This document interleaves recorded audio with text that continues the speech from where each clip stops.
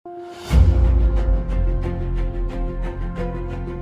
Jong-un ka reaguar ashpër ndaj zhvillimeve të fundit në lindjen e mesme, duke deklaruar se një raketë është e mjaftueshme për të zhdukur Izraelin dhe duke shtuar se nëse Irani kërkon ndihmë, Korea e Veriut është e gatshme ta ofrojë atë. Deklarata e fortë e liderit të Koresë së Veriut vjen në një moment tensionesh të larta mes Iranit, SBA-s dhe Izraelit, duke rritur shqetësimet për një përshkallëzim të mëtejshëm të konfliktit në rajon.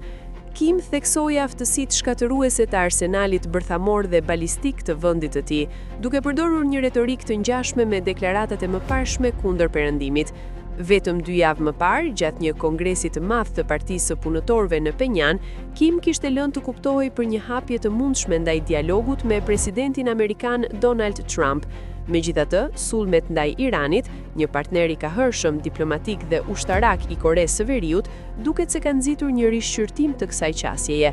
Më 1 mars, më pak se 24 orë pas nisjes së sulmeve, Korea e Veriut publikoi një deklaratë zyrtare përmes një zëdhënësi anonim të Ministrisë së Jashtme, duke i cilësuar sulmet e SBA-s dhe Izraelit si akt agresioni të paligjshëm dhe shkeljen më të neveritshme të sovranitetit kombëtar. Në deklaratë thuhej se këto veprime ishin të parashikueshme për shkak të asaj që Penjani e cilëson si qëndrim hegemonik të SBA-s në rajon, duke akuzuar Washingtonin për rol gjithnjër e mëshkatërues ndaj paqes dhe stabilitetit global.